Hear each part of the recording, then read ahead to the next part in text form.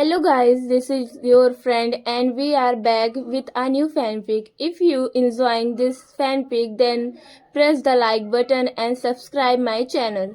Let's start a fanfic. Which is what if Naruto's parents returned and he forbidden harem part minus 2. Sasuke had a happy childhood.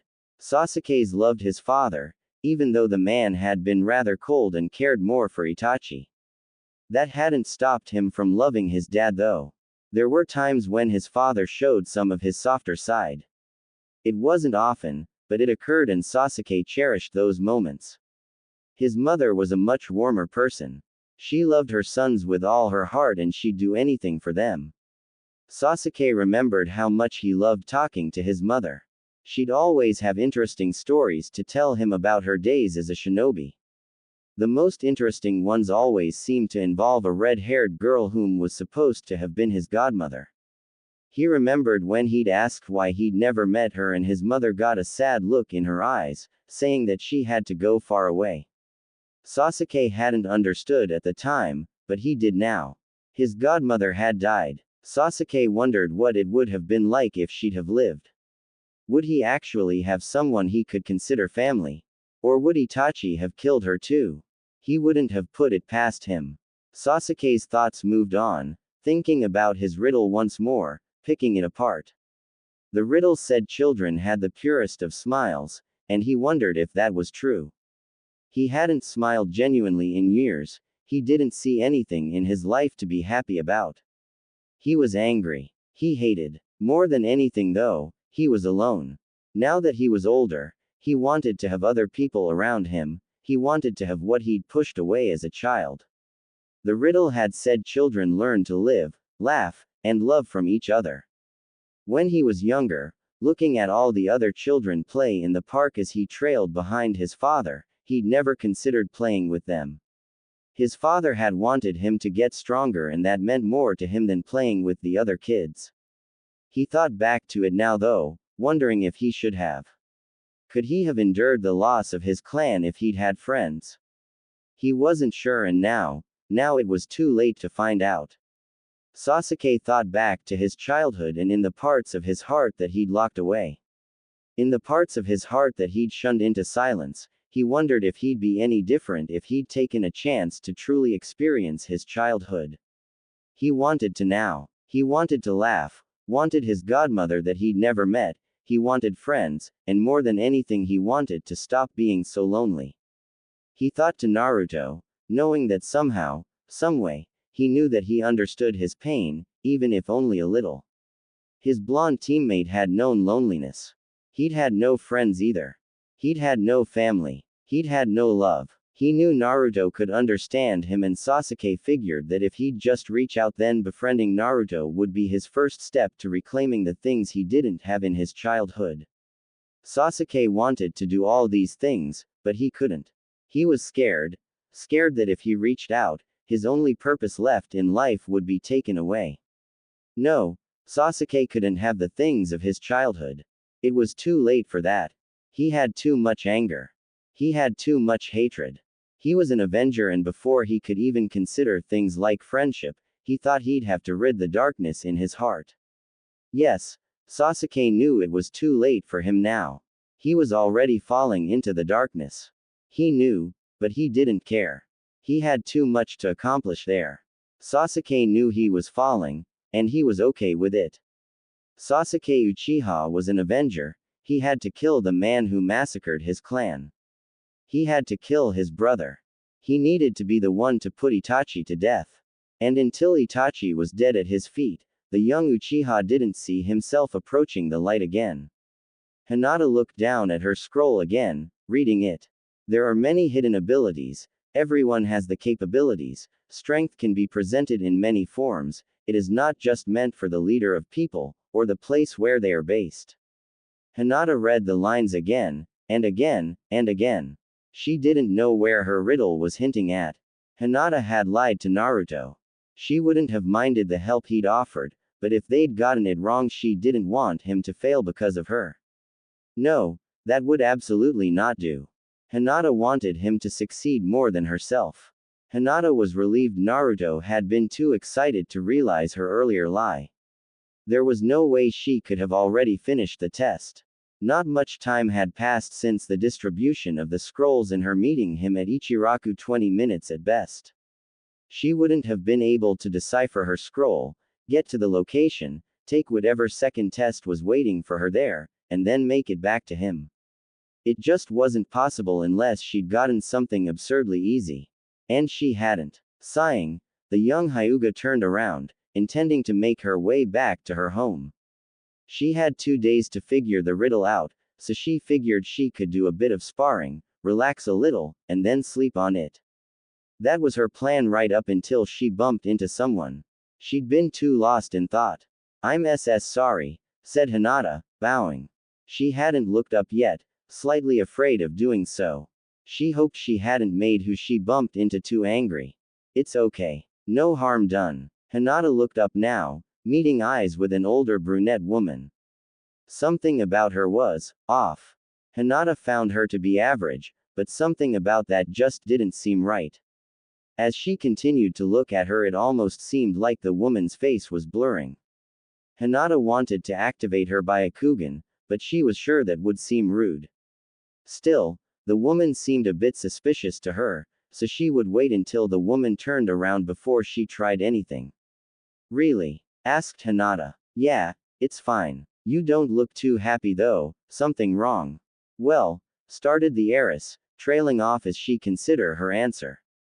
Could she even bring this up with anyone not part of the test?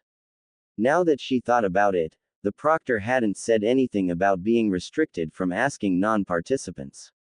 If she thought about it, this would be a perfect way to get a fresh perspective on her riddle and not worry about getting any other participants in the exams failed if they were wrong. Figuring it wouldn't do any harm, Hinata went ahead and told her what was wrong. The woman nodded, understanding the problem. "Mind if I take a look at it? Maybe I can help?" asked the woman. Hinata gave a small smile in reply, handing the brunette her scroll. The brunette looked over the riddle, humming in thought for a moment before giving it back to the young Hyuga. "I think I get it," she said. "You do?" asked Hinata. The brunette nodded, smiling. "I don't think the first part is what's important. Well, I won't say that. You should take those words to heart, but the second part of the riddle hints at where you need to go more than the talk of strength and such. It says that strength isn't just for the leader of the people or where that leader is based, right?" Hinata nodded at this. "Well, think about it. The Hokage leads this village. What would you consider his base?" Hinata's brows furrowed for only a second before her eyes widened. "The Hokage Tower." The brunette nodded. "There you go. Better hurry over there." "Thank you very much," said Hinata, bowing once more. "No big deal, I'm glad I could help, Tte. I better be going now though, I've got to get home and cook. My son will probably be back soon." With that, the brunette began to walk away. Hinata, though thankful for the woman's help, did not let that alleviate her earlier suspicions.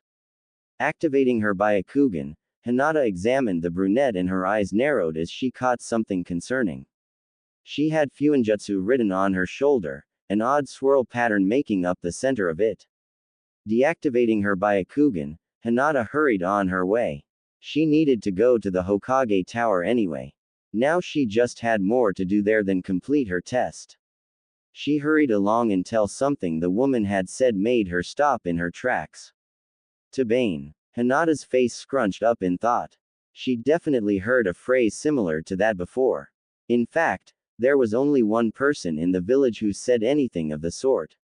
The Hyuga heiress picked up her pace, now more determined to talk to the Hokage than ever.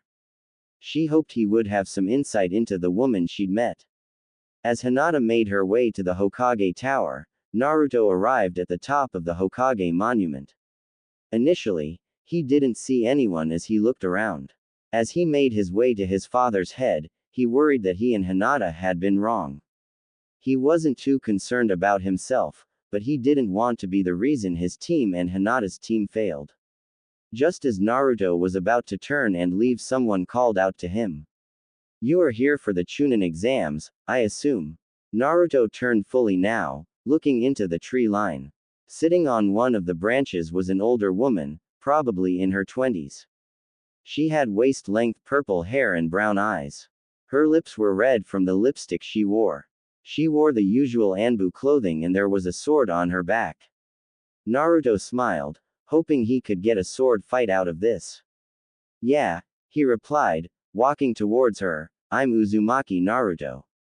I guess you're here to give me some test. Yes, said the woman as she jumped from the tree, landing gracefully. I am Azuki Yugao. I've heard of you, Namikaze Uzumaki Naruto. Naruto tensed, his eyes narrowing. How do you know about that? Asked the blonde, ready to go on the attack if need be. Usually, it wasn't good when strangers had info on you that they shouldn't possibly know.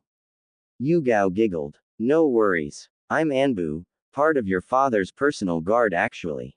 I would be guarding him right now, but I was relieved of my duty for the duration of the first exam. Your sensei, Kakashi, is filling in for me. Is that so? Asked Naruto, still a little suspicious. Yes, it is, replied Yugao. I'm kind of glad I ended up with you. Your mother's expertise in kenjutsu is inspiring and I'd always wanted a chance to have a duel with her, added Yugao as she drew her katana, taking her stance. Sorry I'm not my mother, replied Naruto as an Uzumaki seal appeared on the palm of his right hand. As if appearing from beneath the surface of water, the hilt of a katana rose out of his palm. Grabbing hold of it with his left hand, he pulled and soon his own katana was out in the open. Hopefully, I can give you a good fight though. Yugao smirked at this. Defeat me and you move on to the second exam. Naruto nodded and took up his own stance. Yugao observed him. Both arms were resting at his sides, his katana not even in a position that could cut her at the moment. Most people would laugh at this, but Yugao knew better. This was the initial stance of the Uzumaki clan's famed kenjutsu style, the Senpu no Mai. That stance, it's the eye of the storm. You really know Senpu no Mai Ryu then, huh? Naruto smirked. Not wasting any more time, Yugao's arm moved. Carving out a perfect circle in front of her, her blade followed, and then she was off. Oborozukyo. Rushing forward in a blur of speed that Naruto barely followed, Yugao neared him. Naruto didn't need to see her to know she was attacking though, so he focused. Reacting the minute he felt danger, Naruto's arm moved in a blur of speed of his own, intercepting Yugao's strike. Yugao made to back away, but Naruto wasn't having that. Pressing forward, Naruto made a downward slash. Dodging to her left, Yugao avoided his attack, or so she thought. Not even a second after the strike she raised her katana, blocking the steel of Naruto's blade. Twisting around, she kicked the blonde away before dashing forward, a horizontal slice already making its way towards the boy's midsection. Naruto parried the blow and replied to it with an upward strike. Yugao blocked. And then she blocked again. And again. Mikaze, called Naruto. Soon Yugao found herself blocking the upward slashes at a much more rapid pace and right when she thought there was nothing left her eyes were drawn above her and she saw his blade flying down towards her. Reacting quickly, she parried the first blow and jumped back, dodging the dozens of blows that followed. Yugao glanced at the ground where she once stood and took note of the dozens upon dozens of slash marks that littered it. Naruto had caused so much damage in the span of only a few seconds. I had heard stories of what practitioners of the Senpu no Mai were capable of, but I did not think it all to be true, said Yugao. Yeah, grinned Naruto, his arms dropping back down to his sides. It's awesome, right? It took me a while to get my speed at a level to do even this much though. I can still only get about 20 strikes in with my Mikaze. Mom can get in over 40, he ranted, boasting about his mother's skills. Yugao nodded, filing away the number of attacks he was currently capable of in case he used the technique again. She also made a mental note to let the Yondaime know that he should make sure Naruto knows not to talk too much in regards to what skills he had while in battle. Despite his little mistake, Yugao accepted that the boy was already a decent swordsman in his clan's kenjutsu style. She'd heard stories of it and how dangerous it was. Apparently, the style focused on multiple, devastatingly fast strikes. The initial stance, known as Eye of the Storm, was nothing but a ploy to draw opponents in. The enemy would think the user to be vulnerable, when in fact, there were little to no openings. Well then, let us begin round 2, said Yugao, dashing forward once more. Hinata made her way up the steps, before opening the door to the Hokage Tower. Stepping inside, she began to walk down the hall, noticing how empty it was. That was odd to her. It wasn't often that there was a lack of people in the building. You're here for the exams, right? Turning around, looking back towards the door, Hinata searched for the person who'd just spoken to her. She saw no one and activated her Byakugan on reflex. Directly behind her was a red-haired Anbu. She's fast, thought Hinata as she turned to face the Anbu. Yes, I am. Byakugan still active, Hinata observed the red head before her, but when her eyes fell upon a seal on her shoulder that she was positive she'd seen earlier, she nearly gasped. Why, you're the lady who helped me earlier, Hinata realized. Beneath her mask, Kushina smiled. She hadn't expected the girl to identify her, but it seemed she was pretty perceptive. She could only assume the young Hyuga had thought something about her was suspicious and activated her Byakugan to try to discover what that was as they parted ways. Oh, she will make a fine shinobi. Yeah, who'd have thought I'd end up giving a helping hand to the girl I'd need to test, right? Now then, what's your name? Asked Kushina despite the fact she already knew who the girl was. Her son was good at describing his friends, and even if he wasn't, Kushina could connect the dots simply by matching her age with her gender, unmarked forehead, her personality, and her eyes. It was obvious she was a child of the main branch, but she didn't act as stuck up as usual main branch Hyuga. There's no way she could be anyone else other than Hinata. I'm Hyuga Hinata. Well, nice to meet you. Name's Kushina. So, I'll cut to the chase here. Why do you want to be a Chunin? Why is that important to you? Better make your answer good, kid.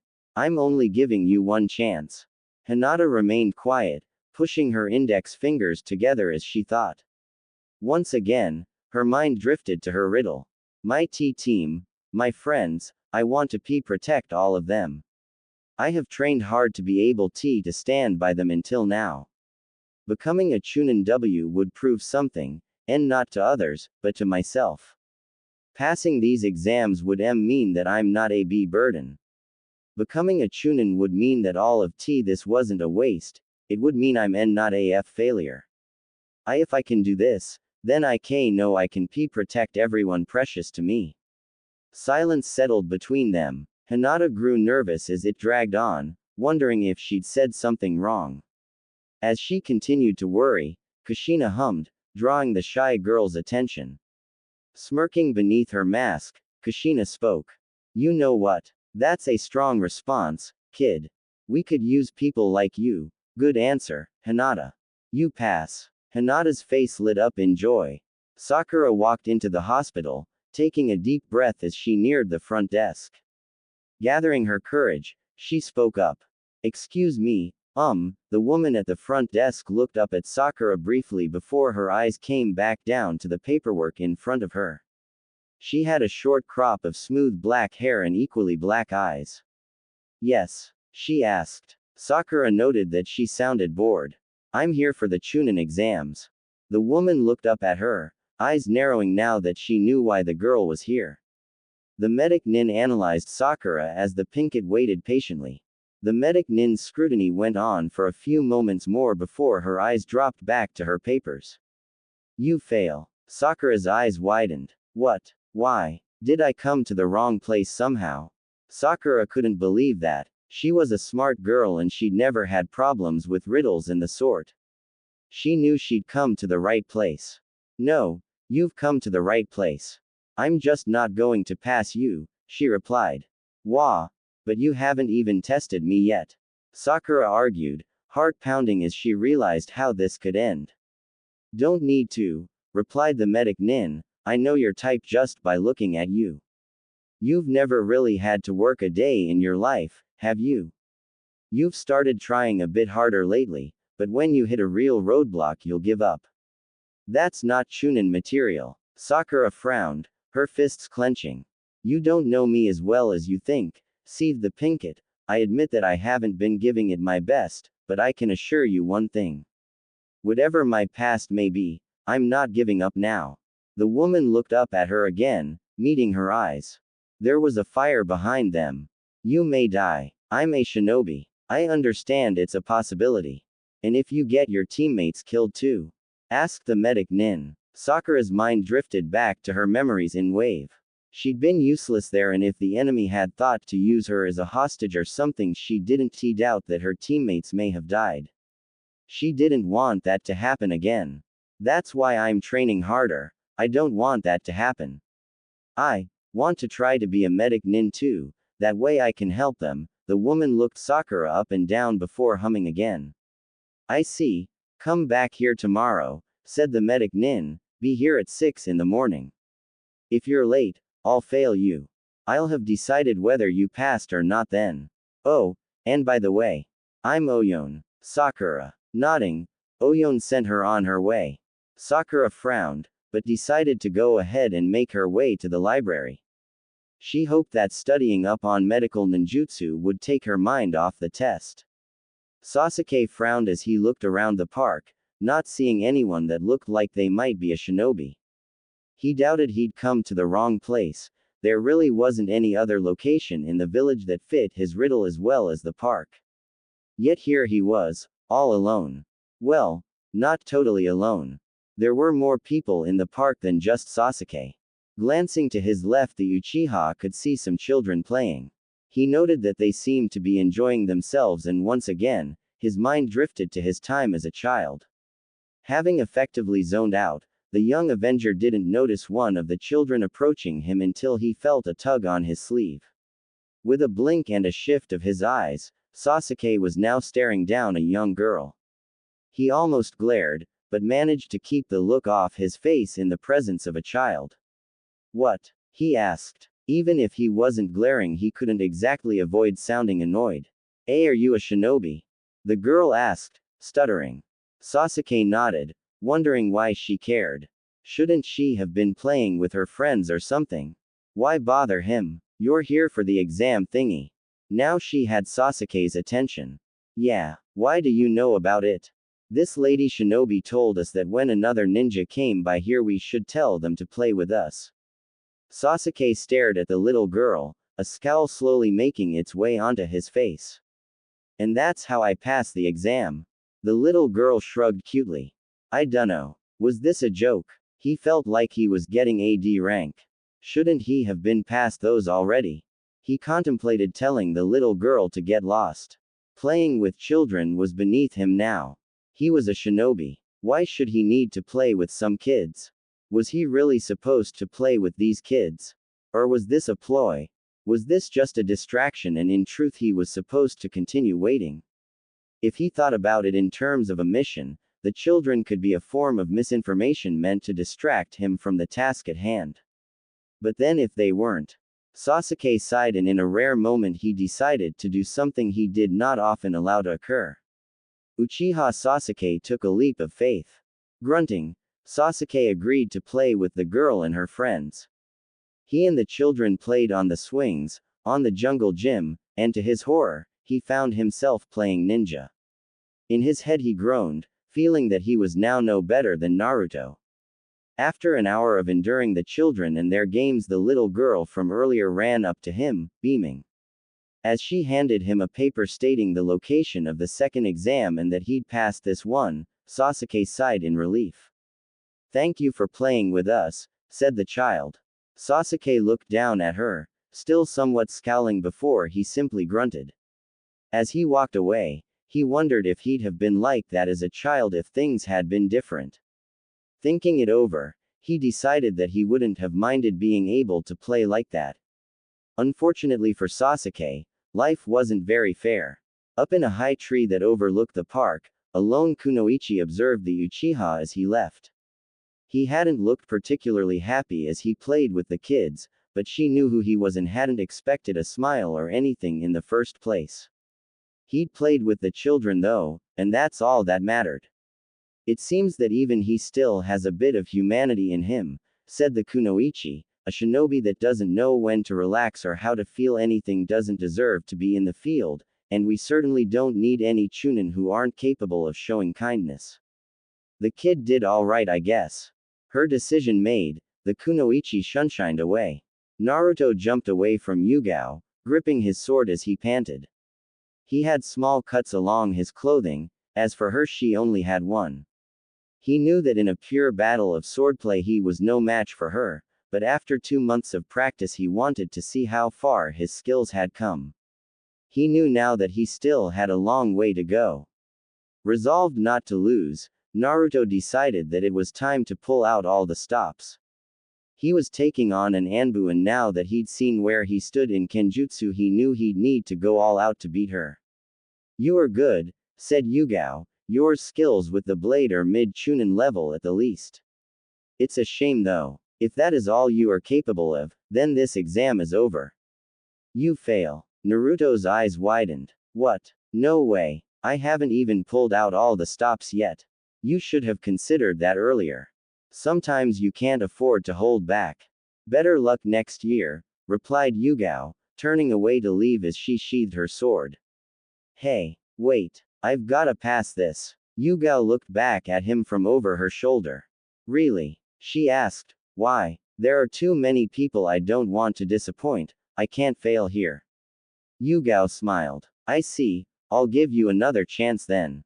Really? Inquired Naruto excitedly. Yes, replied Yugao, but this is an unusual circumstance. I'm not going to give you another chance after this, Naruto. Furthermore, if you fail here, I'll make sure you'll never be able to take the chunin exams again. I like your courage, but this village doesn't need a chunin who uses battles as more of a way to test themselves than actually trying to carry out their mission. Still want to try coming at me again? Naruto frowned, realizing that if he failed this time then that was it. Could he risk his team's chances like that? Would they even suffer the same consequences as him for his actions? He didn't know, but he didn't think H could back down. He never gave up. It wasn't in him. Besides, if this were a mission, would he even be able to throw in the towel? He shook his head. He knew the answer to that already. Let's go. Naruto narrowed his eyes into a glare and prepared to lunge at her when Yugao held up her hand. You choose to fight me again? Naruto nodded, his determination showing through. I see. In that case, you pass. What? Yugao smiled at the dumbstruck look on his face. Giggling to herself, she replied. You heard me. While I stand by my words from earlier about not needing chunin who only want to test themselves, you don't seem like the type of person to make a mistake like that twice. What we do need in chunin is a shinobi willing to carry out their mission. No matter what, you can't quit a mission just because it seems too dangerous to take on. Nor can you quit because something unexpected happened. You're expected to see it through to the end. You chose to fight me again, even though the possibility of you never becoming a chunin was present. For that, I believe you are worthy of passing. The day after tomorrow you are to report to Training Ground 44 at 9 in the morning.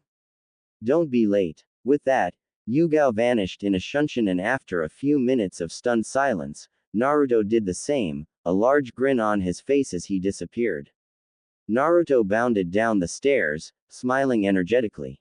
He had the day off since he'd completed the first exam on day 1 and he was intent on taking advantage of it. Training, thought the young Namikaze over and over. His mother had promised to show him 2 new kenjutsu techniques once he passed the exam, and now he could finally add some more variety to his swordplay. He knew today would be a good day, the only potential downside being his father giving him another talking to. Apparently, Yugao had talked to Minato about some mistakes Naruto made. The most glaring were his intentions to test himself and how he talked about what his techniques could do. His dad had lectured the blonde for an hour at the least later that day. It hadn't been fun, and considering he'd been hoping to find Hinata and repay her around that time only made it worse. Once the lecture was over, it was time to start training with his dad, and he never made it out of the house. By the time training was over, he was too tired to move after all. Morning. Naruto. Naruto was pulled from his thoughts by his father's voice. Looking around, he realized he'd made it to the kitchen without even noticing. If he'd kept walking, he would have probably ended up running into the door. Morning, Dad, he replied, beaming.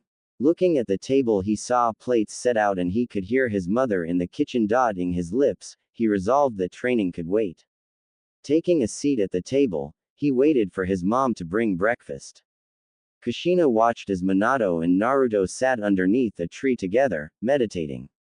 She'd been overseeing their training when it came to the Kyuubi. Right now, the two of them were trying to contact the Biju. Minato had made it clear that when he'd put the seal on Naruto, he'd hoped that one day he and the fox could become friends. The Yondaime thought there would be a day when man and Biju would need to work together. Naruto thought the idea to be cool at first, but then his father had explained that the circumstances surrounding such a moment would probably not be the best. Making sure his son understood, he explained how imperative it was to reach the Kyuubi and try to make friends. If they did not, Minato was sure there would be some grave consequences. The Yondaime was sure the masked man would come back for the Kyuubi at some point, and there was a possibility that Naruto would need the Biju's help to win the battle. If he had to fight against the masked man and the Kyuubi's influence at once, Minato wasn't sure he would be victorious. He knew the Kyuubi wouldn't accept his son right now, but Minato didn't want to waste any time. There was no telling when the masked man would come for the Kyuubi again after all. As Kushina continued to watch her boys, she was thankful that she knew the Kage Bunshin no Jutsu. There were so many genin participating in the exams that there was no way they could truly have a 1:1 ratio between test givers and test takers. That said, Kushina had to make a few Kage Bunshin yesterday, and even then, they still had to test 3 to 4 Chunin hopefuls each. Unfortunately, some hadn't shown up, so she still had to be out and about in the village today, and that is why she loved her Kage Bunshin. She'd have been in a terrible mood if she'd missed out on their family's breakfast chit-chat, and even more pissed if she hadn't been able to show Naruto a few more Uzumaki Kenjutsu techniques after breakfast. Training was something their family seemed to thoroughly enjoy, and as odd as it was, they bonded quite a bit during it. Yes, Kage Bunshin was becoming one of Kushina's favorite jutsu. As she looked out at her son and her husband, she knew she wouldn't trade a day like this for the whole world. Naruto yawned as he made his way to training ground 44. After training with his parents yesterday, the rest of the day had gone by in a blur. Aside from search for Hinata, and fail to find her, he'd run into Sakura on her way out of the library. He'd wanted to ask if she'd passed the exam, but she'd been in a hurry, only telling him that she had to go meet her new sensei for some training. Naruto had been fairly confused, to say the least. The rest of the day was spent in meditation. After hours of it, which could have been shorter had he not kept getting distracted, he'd managed to actually dive into his mindscape. The Kyuubi had been waiting for him, knowing that Naruto was attempting to speak with him. Ever hopeful, Naruto tried befriending the fox. His dad had said it would be important since some weird masked guy would be coming for him. The Kyuubi had initially laughed in his face before his attitude took a 180. He'd fixed Naruto with the most menacing glare the boy had ever seen, as killing intent the likes of which Naruto hoped to never feel directed at him again flooded the sewer that was his mind. Following that, the Kyuubi growled, telling Naruto he was a fool and that he would be free someday, before roaring and essentially kicking Naruto out of his own mind. All things considered, Naruto thought he was off to a great start. After such a day, one might expect the young Jinchuriki to be tired, but in fact he hadn't been able to sleep much last night. He'd been so excited for today that he just couldn't stay asleep for long. Thankfully, he'd always seemed to have an endless amount of energy, so aside from being a bit sluggish, which he knew would not last, he wasn't tired at all. Picking up his speed, Naruto quickly arrived at the outskirts of a gated forest. Looking at it, he noted that it gave off quite the ominous aura. Assuming that this was where he'd be going for the second exam, Naruto hummed, knowing that this would be quite the day. Looks like you passed, Dobi. Turning around, he met eyes with Sasuke. The young Uchiha was casually strolling up to his blonde teammate, hands in his pockets as usual. Yeah, I did fine, Tem. No thanks to you. Sasuke scoffed at the reply. And if you'd failed, you'd get me disqualified. We're on the same team, Sasuke. Whether you helped me out or not, if I'd failed, you'd have failed regardless, replied Naruto. Were you not paying attention when that part was explained? He added teasingly. The Uchiha bristled at this, but before he could retort, their third teammate called out to them. Hi Naruto. Hi Sasuke-kun, greeted Sakura, giving Sasuke a cutesy look as she called his name. Sasuke heaved an inaudible sigh, looking away from the fangirl in the process. As Sakura visibly deflated at his lack of care for her, Naruto watched the scene play out and wondered what it would be like to take Sasuke's place for once. Hey Sakura. Glad you passed. You worried me yesterday, said Naruto, resting his arms behind his head with a smile.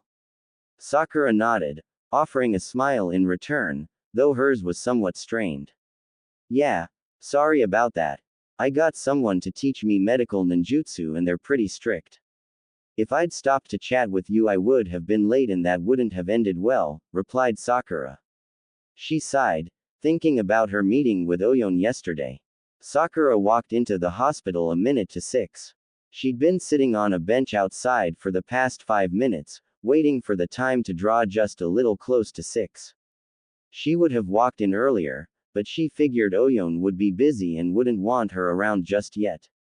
Thankfully for Sakura, with a sensei like Kakashi, waiting a measly 5 minutes was nothing. Looks like you're on time, said Oyon as Sakura neared the front desk. Next time just walk in early. I could see you from here. Blushing slightly, Sakura nodded. At the very least, I'm glad you've got the drive to become a chunin. That's not going to be enough though. You want to be a medic nin, yeah? Well then, I personally don't want you in the second exam if you don't know how to heal someone. You've got till midnight to learn how to heal basic wounds. If you can't then I won't be passing you. I'll be at the front desk by then, since that'll be when another one of my shifts here ends. Get going. At a loss for words, Sakura merely nodded and made her way out of the hospital. She'd spent the rest of that day until 3 in the afternoon at the river, practicing medical jutsu on a fish while reading over books on the art to make sure she was doing it right. Her progress had been very slow going in her opinion and she worried that she may not figure it out in time. Once her watch hit 3 Sakura resolved to go and meet Oyon in hopes of getting her help. She doubted the cranky woman would do anything, aside from fail her, but she figured she would fail regardless unless she got some help. Once she'd made it to the hospital, Sakura was told Oyon's next desk shift would begin at 4 so the Pinkett waited near the front desk, reading a book on medical ninjutsu until she arrived. You're back early. Giving up. Sakura tore her eyes away from her book and looked up. Meeting eyes with the stern gaze of Oyon, she shook her head. Before the ever-grumpy medic nin could speak up, Sakura told her of her progress and asked the woman if she would help. You're asking your proctor to help you pass a test? Asked Oyon, trying to confirm if she was hearing this right. Sakura nodded nervously. Show me what you can do, Oyon replied as she turned and beckoned Sakura to follow. Closing her book as she got to her feet, Sakura did just that. The two soon found themselves in a vacant room down the hall from entrance. Oyon hoped no one came to the front desk as she told Sakura to do her thing. Complying with Oyon's request, Sakura set to work on a fish that was already in the room. She assumed this must be where budding medics came to practice, as there were fish tanks within the room. After a few moments, scratches on the fish were healed, but the main problem, which was a rip in its fin, did not repair itself. To be honest, I didn't expect you to get this far, said Oyon as Sakura frowned. When the Pinkett was about to retort, she continued. Most people can't do what you've done by themselves, and certainly not after a few hours. You must have a knack for medical ninjutsu. I expected you to come asking me for help a lot sooner, maybe even right after I'd given you the task. You've still got a ways to go, but you will be a good medic one day. So, how about this? You've passed this exam. Sakura's eyes lit up, but before she could say anything, Oyon cut her off. I like your resolve, Sakura. Not many of the other Chunin hopefuls of tested have had the same drive as you, and none of them wanted to be medics either. So, I'm going to make you an offer. Like I said, you've got a knack for medical ninjutsu, but you could definitely be better. How about I teach you? Sakura wasted no time in replying. Yes, thank you. I'd love it if you would teach me more about medical ninjutsu. Oyon nodded before leading the girl back to the front desk. I've got to work until 6. Meet me back here then and we'll get started. I'll be here, Oyon-sensei. Beamed Sakura. After passing her test, Sakura had gone to the library where she'd spent her time reading more about medical ninjutsu before she made her way back to the hospital, bumping into Naruto along the way. The Pinkett had to admit, yesterday had been quite eventful for her, and she honestly wouldn't change it for the world. So, what do you guys think this next exam will be? She asked. Her teammates shrugged, neither having any real idea aside from assuming it would be physical. With that as a basis, they jumped into a conversation about the exams, not even noticing as more and more teams arrived. They'd have continued to chat and plan, but were put on alert when a smoke bomb went off around the teams. When the smoke cleared, they saw a banner hanging from a tree that read, "Welcome to the second exam." Below the banner stood a purple-haired woman in fairly revealing clothes. Aside from trench coat that covered her arms and her backside, there was little left to the imagination. Hey there, brats. I'm Mitarashi Anko, your proctor for this part of the Chunin exams. It looks like 20 teams made it through. No worries, I'll make sure this exam cuts that in half at the least, said Anko, grinning. Some genin had to repress a shiver. Kiba snorted, yelling that nothing she could dish out would stop his team from winning. Shortly after that, his arrogance was scared out of him when a kunai flew past his cheek, cutting into it and drawing blood. As if that wasn't enough, Anko had already appeared behind him, dotting the blood off his cheek. She replied. Brats like you die the fastest. Kiba gulped and Akamaru retreated into his partner's hood. Smirking at a job well done scaring the genin, Anko prepared to make her way back to the front of the group until she caught a very long tongue in her peripheral vision. Immediately on guard, Anko whipped around to see a Kusa Kunoichi behind her, a kunai being held by her tongue. Your kunai, Mitarashi-san. Narrowing her eyes, Anko reached out and took her kunai back. Thanks. Some genin snuck up on me. I don't believe that. I better keep an eye on this one, thought Anko as she reclaimed her spot in front of the genin. Wiping the frown off her face, she spoke up again. I'm not one for long explanations, so here's how it's going to go. Each team is going to get a scroll of heaven or a scroll of earth. Then you brats are going to be sent into the forest. In the forest is a tower. That's where you need to get to. Find it. You've got 5 days to make it there, but you need both scrolls with you when you get there to pass. In other words, steal them from another team. If you open your scrolls before you're in the tower, your team is disqualified. 5 days, yelled Choji. What about food? A redhead Kumo Kunoichi glanced his way, her brow arched. She wondered if he was being serious because the answer to his question should be obvious. Snorting to herself, she looked away thinking that Konoha ninja were ridiculous. There's plenty to eat in the forest, grinned Anko, just make sure it doesn't eat you first. On that note, she trailed off as she reached into her trench coat and retrieved some papers. I'm going to need you brats to sign these. Why? Asked Ataki Kunoichi. She had tan skin, green hair, and orange eyes. Because you guys are going to be fighting over these scrolls and this exam has no rules. Basically, we need to make sure your villages don't come trying to start a war with us when one of their teams dies in this forest. No one said anything after that. The mood was setting in now. They could really die in these exams. Team 7 had just turned in their waivers and had collected their scroll. They'd gotten an Earth scroll, and now that they were waiting for the exam to start, they were trying to figure out what to do with it. Give me the scroll, said Naruto.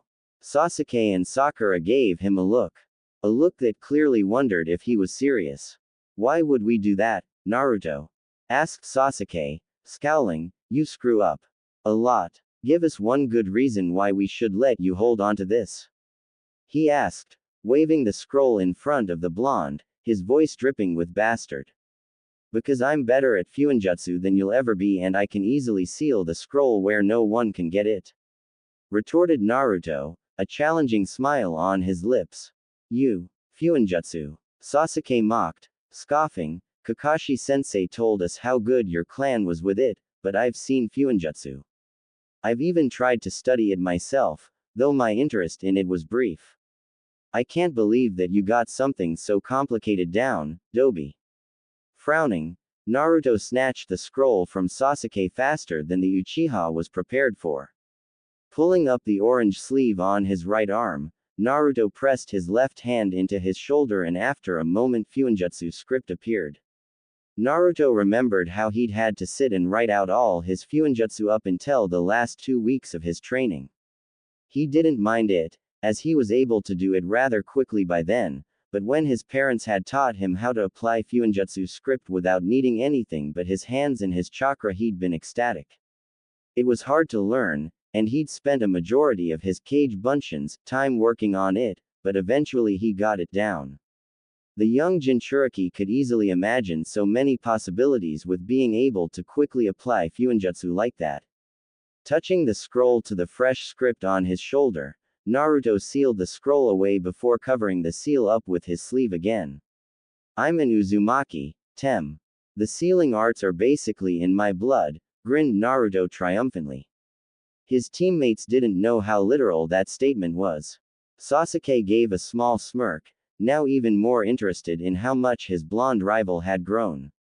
Sakura merely looked on, slightly amazed with Naruto's skill in sealing. She'd read up on it after Kakashi had talked about the Uzumaki clan, and she knew that being able to create Fuinjutsu without nothing but your hands and chakra was quite the advanced technique. Certainly, no beginner could do it. So, you guys heard about my clan?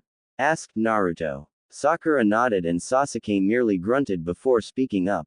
I've actually been meaning to ask you about that, and maybe talk to the 2 clan members who have been teaching you too. Why? Asked Naruto, hoping Sasuke wasn't going to try and get training from them. Not that he could really learn much anyway. On that note, Naruto also wondered what he'd meant by 2 clan members. Aside from himself, there was only one living Uzumaki clan member he knew of, and that was his mother. Briefly, Naruto wondered what exactly Kakashi had told his team. It's personal, replied Sasuke, glancing at Sakura briefly. I'll tell you later. Though confused, the blonde nodded. Now that that's out of the way, said Sakura, what's our plan inside the forest? I say we use the first day for recon, offered Sasuke. Usually, he'd prefer to just rush into a fight while keeping his wits about him, but Kakashi had made him realize he needed to think a bit more tactically if he wanted to be a Chunin. As Sasuke rubbed his arm at the mere thought of the memory, he wondered why his Cyclops of a sensei couldn't have made the lesson less painful. That sounds fine with me, replied Naruto. I can send out some hanged Kage Bunshin while the 3 of us find a place to set up a base of sorts. His teammates would have given him an odd look at his sound strategy, but they were starting to get used to him being a little smarter. As long as he didn't do anything too surprising, which he was bound to do eventually, this was Naruto we're talking about. After all, they wouldn't be caught off guard with him knowing more than before. I can set up a genjutsu around our little camp, said Sakura, contributing to their plans. I learned a pretty good one from Kurenai-sensei that should work very well for misguiding any would-be attackers. I can also weave a genjutsu while we're searching for a camp. That way it's less likely we'll be followed. As long as they're not a Hyuga, this should work. The genjutsu I learned was mid-chunin level. No normal genin should be able to detect it. Sasuke gave his usual, HN, and Naruto smiled, about to reply when Anko spoke up once again. Okay brats. It's the moment of truth. The second exam starts now. The gates opened and genin began to make their way into the forest from all sorts of different locations. Team 7 did the same while putting their plan into action. Sakura activated her genjutsu while Naruto created a horde of cage bunshin, transformed to look like animals as they ran into the forest, taking to the trees. This should do, said Sasuke as he pulled his kunai from the neck of a rather large tiger. It made a wet, squelching noise as it left the beast's flesh. Flicking the blood off his weapon, he dropped it back into its pouch as he watched Naruto make another batch of hanged cage bunshin while Sakura weaved the genjutsu that would make finding the three of them all the more difficult. Not the best place to be living for a few days, if it even takes us that long to find a heaven scroll, but it'll do, Ttibao, Naruto replied as his clones fanned out. Currently the three of them were in front of a cave. It had been where the tiger was living. When Team 7 had stumbled across the place, the beast made the mistake of attacking instead of fleeing, and it had to pay for such transgressions with its life. What now? Asked Sakura, having finished her genjutsu. We should do some recon, of course, Sasuke responds. Don't worry about that, Naruto interrupts as they walk into the cave, lighting up the dark space thanks to a small kaiden jutsu that Sasuke knew. My clones will handle that. They won't have any trouble finding a scroll or the tower, and we'll know as soon as they do. Then what are we supposed to do in the meantime? I don't like sitting around, Sasuke retorts. The young Avenger certainly wasn't as hyperactive as Naruto, but aside from when he was in class during the academy or waiting on Kakashi to arrive, he never just sat around. He was always training, and if he wasn't, he was reading up on new training methods and techniques, eating, or sleeping. There were other little moments too, like when he's making sure he's well groomed for the day, but he didn't really consider moments such as those. Maybe we should talk, Sakura suggests, earning her a look from the Uchiha. He wasn't about to share anything from his personal life with the Pinkett. Realizing that she should probably clarify, she continued. I don't mean anything casual. We've not functioned as an actual team for the past 2 months and we've all learned new things. Don't you think we should have an understanding of what each of us can do? It will help when we coordinate attacks. Sasuke gave his usual, HN. Now that he understood what she was suggesting, he didn't have any objections. Looking to Naruto, he saw that the blonde also found the suggestion to be a good one. With that, the two gave their agreement and Team 7 started a conversation about their techniques. As Team 7 discussed each other's new abilities, Team 8 flew through the trees. Unlike Team 7, they opted to quickly find a scroll and head for the tower. They had better recon skills than Team 7, and with that said, they could easily do it on the move. With Shino's Kikaichu all around the forest, they would have the location of the tower in no time. Hinata had picked out a team with an earth scroll before actually entering the forest using her Byakugan, and Kiba had caught their scent after she'd pointed them out. The team they'd selected was a group of AIM Nin. They seemed to be relatively strong, but Team 8 knew they were better. Having entered the forest from a different area than the AIM Nin, they had some ground to cover before they reached them. Despite that, they were making good time, and Hinata was positive they'd make contact within the next hour or so. As they leapt through the trees, Hinata's mind drifted to Naruto. She knew it wasn't smart to get distracted while in a situation such as this, but sometimes she just couldn't help it when it came to her blonde crush. Hinata had heard that Naruto had been looking for her yesterday. Apparently, he'd ran into Shino while searching for her and asked the Aburame where she was. Shino didn't know and told him as much, prompting the boy to give his thanks regardless of the answer before offering a quick goodbye and leaving to continue his search. Hinata didn't want to get her hopes up too much, but she had a hunch as to why he may be looking for her. He promised her that they'd eat cinnamon buns together, and while she hadn't fully expected him to remember the promise, so far it seemed like he did. She knew Naruto never went back on his word, it was his nindo after all. With that in mind, she was sure that he would take her out for those cinnamon buns. She just hadn't expected him to be trying so soon. Despite what one may think, the Hyuga heiress was even happy he hadn't found her. She still wanted to eat with him, of course, but if it had happened so soon, she would have had no time to prepare. Aside from preparing herself mentally, she also wanted to prepare herself physically. She intended to take the words of her riddle to heart, and so when the time came for him to treat her, Hinata wanted to make an impression on the boy. She doubted she could do something that would make her feelings known, but she hoped she could at least make him see her as someone worthy of having a relationship with. The heiress was no fool. Hinata knew that would require a huge amount of mental strength on her part, as well as a bit of a makeover. She didn't think anything was wrong with what she usually wore, no, not at all. Hinata was positive that she could even make an impression while in her usual attire too, provided she try hard enough, of course. The thing is, she just wanted a little extra oomph. A greater affect, so to speak. She'd made up her mind to be a bit bolder, and deciding to leave her comfort zone, wearing something a bit different, was the first step she chose. Kiba, Hinata, called Shino, rousing the timid Hyuga from her thoughts. My Kikaichu have returned and they have located the tower. Following our retrieval of the scroll, we shall not waste any time before going there. With the location of the tower now known, the three of them picked up their pace. They didn't want their targets getting taken down before they got to them. As the genin ran around in the forest, Anko looked at the congregation of trees that made it up from outside the gate. The batch of genin seemed decent this year. She almost felt bad that half of them would most likely not be leaving the forest alive, almost. Shrugging at the losses that would certainly occur, Anko was about to quickly grab some dango to snack on before someone called to her.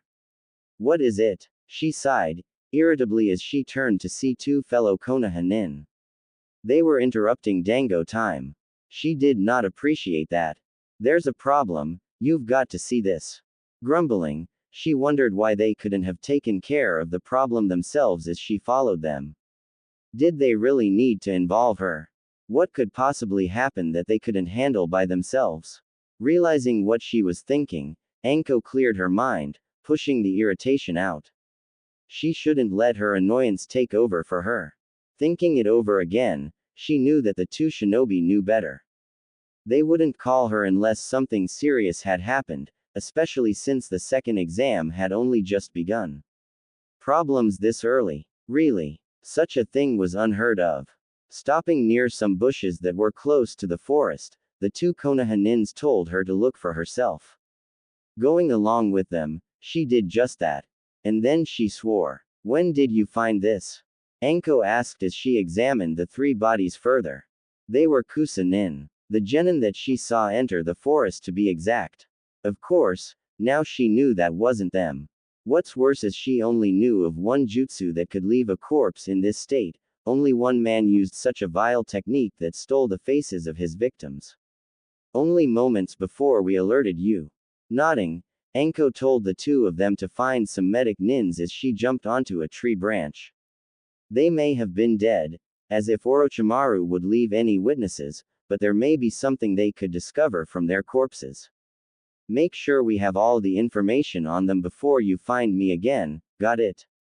I'm going to talk to the Hokage. This is serious, and with that she was gone. Troublesome, sighed Shikamaru as Choji rolled past him, tearing through anything that dared obstruct his path. Should we really be helping a team from another village? He asked, despite the fact that he was going along with this anyway. A few minutes ago, Choji had stumbled across a team of Kumo nin. They looked worse for wear. They were bruised, scratched, bleeding here and there, and one of them couldn't seem to stand. Had that been all that was wrong, Shikamaru would have stopped Choji from helping, though he doubted he'd have to. The young Akamichi knew better than to help another team just because they looked a little injured. They could easily be faking. Of course, that wasn't why he was helping. Aside from looking injured, various carnivorous creatures surrounded them: giant bears, equally large tigers, and unnecessarily big spiders, which Ino had almost freaked out over when she saw them. As far as Choji had been concerned, that was enough reason to help. As Ino made her way to the injured shinobi, Shikamaru weaved through hand signs. Kujimane no Jutsu, he called, his shadow stretching out and capturing the animals and insects that were preparing to attack. There were a lot of them, but ever since Asuma had increased their training, and his mother found out about it, the number of things he could restrain with his shadow had been increasing. This would be no trouble for him. Besides, he knew he wouldn't have to hold the creatures for long. Right before Choji rammed into the first tiger, Shikamaru's shadow receded from it. The tiger was brought down while Choji and Shikamaru repeated the process until all of the creatures had been soundly defeated. Their work done, the two of them walked over to Ino and the injured Kumo Nin. "Thanks," said one of the girls. She was a redhead. "You're lucky Choji's such a softie," commented Shikamaru, ignoring the indignant, "Hey." He received from his friend. "I personally thought helping out would have been troublesome." The redhead turned to Choji now, offering her thanks. "Well, it was nothing," he replied, bashfully, "glad I could help." "It wasn't nothing to us," the redhead replied, "you saved our lives and for that we thank you. I'm Karui, by the way. These are my teammates, Omoi and Samui." Choji nodded and proceeded to introduce himself and the members of his team. As he did so, Karui looked at him and couldn't help but take back the thoughts she'd had about him before the test began. He was a better shinobi than she'd thought. Minato stood to the side of Hiruzen as the two men worked on their paperwork. Around them was their Kage Bunshin doing the same thing. When Minato had asked Hiruzen why he didn't just use Kage Bunshin for his paperwork one day, the old Hokage had looked at him with wide eyes and then immediately grasped the bridge of his nose, heaved a loud sigh, and said he was ashamed of himself for not thinking of it earlier. He was the professor. He should have realized such a thing, shouldn't he? Now Hiruzen had finally discovered the secret to defeating the demon that was his paperwork, except it didn't really matter anymore. He was retired and the only reason he was acting as Hokage right now was because they'd yet to announce Minato's survival, and due to the exams, there were bound to be shinobi entering his office today that would not be privy to that particular secret. Minato was disguised thanks to the Uzumaki seal resting on his shoulder, but it would still raise unnecessary questions if any of his subordinates saw some shinobi they didn't recognize sitting at the Hokage's desk. It would prove to be a very good idea, as there was a knock on the Hokage's door right then. "You may enter," called Hiruzen, he and Minato looking away from the paperwork as they dismissed their Kage Bunshin. Opening the door, Anko stepped in, a very grave look on her face as she closed the doors to the Hokage's office behind her. "Hokage-sama, we have a problem," she reported, not intending to beat around the bush. "And that is?" asked Hiruzen in Minato's place. As far as the Yondaime was concerned, he'd merely scowled at the news and hoped it had nothing to do with Naruto. "Just a few minutes ago, some of my subordinates for the second exam found 3 bodies belonging to a team of Kusa Genin," she replied. "Now, considering the nature of the second exam, I wouldn't find this unusual except for the fact that the corpses were found outside the testing ground. That in itself is a cause for alarm, as it means someone had killed them before the start of the exam, but the true problem lies in who did it. The state of the corpses upon my arrival at the scene answered that question, and it definitely isn't good news." "Who was it?" asked Hiruzen, grimacing. "The genin had been killed before the exam. It would have had to happen before Anko met with the teams, or she would have known something was amiss. The Sandaime knew this could possibly lead to some political complications as well. If they hoped to avoid such a problem, They would need to find the one responsible before the second exam reached its end.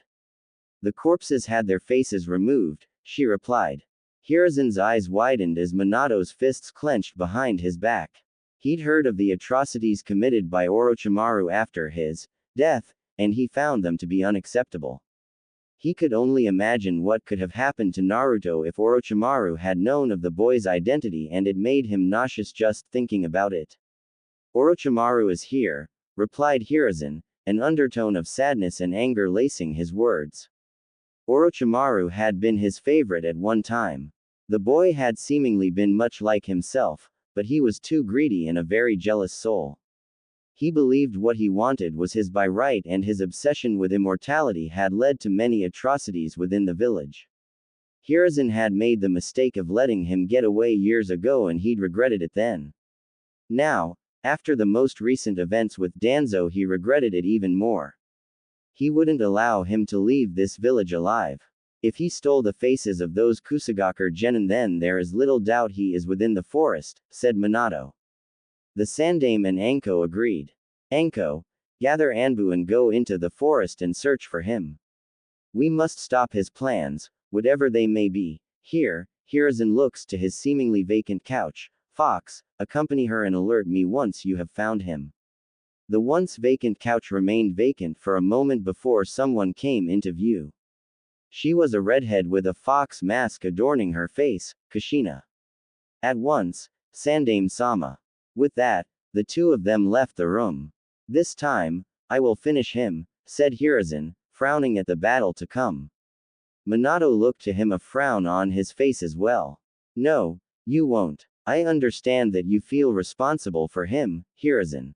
While you are undoubtedly a powerful shinobi, even you must realize what would happen if you were to face Orochimaru as you are now, Minato says. The Sandaime went to protest, a slight twinge of insult in his eyes. He knew he was old, but he still had his pride and he was still a powerful shinobi. Minato would not let him interrupt though. Hiruzen needed to hear this. The odds are not in your favor. With age comes wisdom, but it also comes with weakness to a degree. You're no longer in your prime, and surely Orochimaru has calculated a fight with you into whatever his plan may be. He's ready and we are not. I'm not going to let you die in a battle with him after you've finally retired either. No, I'll take care of Orochimaru. Hiruzen wished to give a retort of some sort, but Minato's reasoning was sound. Hiruzen could say nothing. Heaving yet another sigh, he complied with his successor. A Naruto clone raced through the forest, its henge gone. At this point, it was acting as a decoy in order to lead away anyone who may be close to their hideout. He felt he could trust Sakura's genjutsu, but better safe than sorry, right? The clone was just about to dispel itself when it heard a scream. Curious as to what it may be, the clone cautiously leapt off the canopy until he was looking down at a red-headed Kusa-nin cowering away from an abnormally large bear. Taking a quick look around, the clone didn't see any of her teammates, though he noted blood on the bear's claws. It could be a genjutsu, but the clone wasn't identifying any of the signs either. This is real, thought the clone. Her team was already dead, she obviously couldn't fight back. With no reason to just leave her, the clone jumped down, giving a battle cry to draw the beast's attention away from the girl. With a growl, the bear looked to the sky, just in time for the clone to land next to it as chains freed themselves from its right arm. The Kusa-nin watched as the chains twisted around Naruto's arm, encasing it and coming to a sharp point just ahead of where his fist had been. Dodging beneath the swing of a paw, the clone thrust its arm forward, and with a pained roar the bear was impaled. Though severely injured, the beast didn't die. Enraged, it tried for another swing, but it never made it. Its body twitched before bumps squirmed along its fur. In the next second, with a spray of blood and a sickly-sounding wet noise, the chains emerged from the beast's chest, back, stomach, and neck before vanishing like ghosts. The bear fell to the ground as the Naruto clone moved to the side in order to avoid the corpse. Looking to his right side, he met eyes with the Kusa-nin and she backed away, frightened. Are you okay? Asked the clone. The Kusa-nin could only nod. Did it kill your team? She nodded again. If you want, you could come with my team to the tower, proposed the clone, though I would like to ask if you still have your scroll, and which one it is, of course. I have a scroll of heaven. The clone's face lit up at her words. Really? That's awesome. You think my team could have it? We need one? Asked the clone excitedly. The Kusa-nin only nodded again, adjusting her glasses. The boy had just saved her and her team was dead. What would she need the scroll for anyway? Great. Oh, you know what? I haven't even gotten your name yet. I'm Karen, Uzumaki Karen. The clone's jaw dropped. Naruto, Sasuke, and Sakura had just finished their little discussion when Naruto stiffened. He'd just gotten some information from one of his cage bunshin. We know where the tower is now, said Naruto. Earning a nod from Sasuke as Sakura asked where. It's in the center of the forest. Not too long of a run if we go full speed. Was Sasuke's reply. All we need now is a scroll then. Nah, I've got that covered, came Naruto, energetic reply. Sasuke had been looking at him though and his mouth hadn't moved. Looking around they saw one of Naruto's cage bunshin approaching with a redhead at its side. Who's that with you? Asked Sakura, standing to her feet and drawing a kunai. She immediately began to wonder if the clone was a fake, though she knew such a thing was unlikely. Naruto had just recently explained this jutsu and the amount of chakra it requires. The odds of someone else knowing it in the forest were minuscule. Sasuke had a reaction much like Sakura, though he leaned more towards it being an elaborate genjutsu. He couldn't place when they could have gotten caught in it though, and besides, the enemy would have needed to get through Sakura's genjutsu first. He probably wouldn't admit it to her face, but she was good. There was no way any genin in this forest aside from himself or a Hyuga would have seen through it. Still, intending to be safe than sorry, Sasuke flashed his Sharingan, but the only genjutsu he noticed was Sakura's. No, what he was seeing was real. Why'd you bring someone back? Asked the original Naruto. Well, you see boss, her team was killed by a really big bear and I saved her. I said she could come to the tower with us in exchange for her scroll and she had a heaven. That's not even the best part though. Wait until you get these memories. Exclaimed the clone, his excitement evident to all those around before it dispelled. Naruto stiffened, which led Sasuke and Sakura to relax a little bit. Since he was actually receiving memories, it meant the clone was really his. Holy crap, said Naruto, shocked, this is awesome. He exploded, running towards Karen and enveloping her in a hug. What's going on, Dobi? Scowled Sasuke. Guys. Me. I can't believe it, Dadbao. Can't believe what, Naruto? Inquired Sakura, slightly annoyed at the lack of sense her blonde teammate was making. He'd been doing so well too, she thought to herself. Everything up until now was probably just a fluke, snorted inner Sakura, though the more dominant of the two found that to be unlikely. Guys, Karen's and Uzumaki. I can't believe this. I found more family. Karen blushed at the fuss her newfound relative was making over her. She'd thought the clone's reaction was excessive, she'd been wrong. Initially, when she'd told Naruto her name, he'd seemed almost insulted after overcoming his shock. That resulted in some questioning from him, but after showing the blonde the family tree she'd received from her mother, on her deathbed, he believed her after determining the document was real, something he'd learned to identify thanks to his mother. After that, his attitude did a 180 and he told her he was an Uzumaki too. She was more believing than he was, having vaguely remembered a story her mother told her about how the Uzumaki clan could use the adamantine sealing chains. Her surprise wasn't as extravagant as his either, but she was certainly very happy. She never thought she would be able to meet another clan member, yet here he was. Standing in front of her after saving her life. Karen didn't feel as alone in the world as she had only moments ago, she felt she could belong somewhere again. As far as the remaining members of Team 7 were concerned, their reactions varied. Sakura was pleasantly surprised. She congratulated her teammate, genuinely happy that he was able to meet someone of his clan. Sasuke congratulated him too, though there was a very apparent undertone of envy. The Uchiha could only wish something like this would happen to him, but he was no fool. Every Uchiha had been at the compound when Itachi struck. There were no survivors, none aside from him.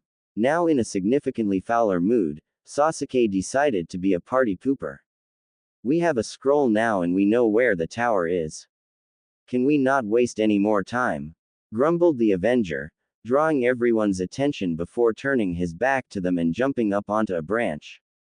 As Sakura followed suit, Karen leaned over and whispered to Naruto. What's his problem? Asked Karen, frowning slightly. She thought that the boy with the duck butt for hair was very rude. Naruto hummed, thinking over what might be the problem as he also took to the trees, Karen following behind him. Eventually, he had a guess that he was pretty sure was right. Sasuke lost his clan like us, the difference was that he was alive to see it happen and he was the only one that was spared death. I'm pretty sure he's just upset that I was able to meet another clan member and he'll never get that chance. Well, he will, but he'd only get to meet his brother, the one responsible for his clan's destruction, Naruto replied. He'd heard from his parents why Sasuke probably acted the way he did, not that they condoned it, but he understood why the boy was so caustic all the time. When his father told him that Itachi, Sasuke's own older brother, had killed everyone in the clan, Naruto couldn't believe it. He couldn't imagine anyone doing that to their own family. It certainly made the blonde look at the boy that was Uchiha Sasuke in a different light.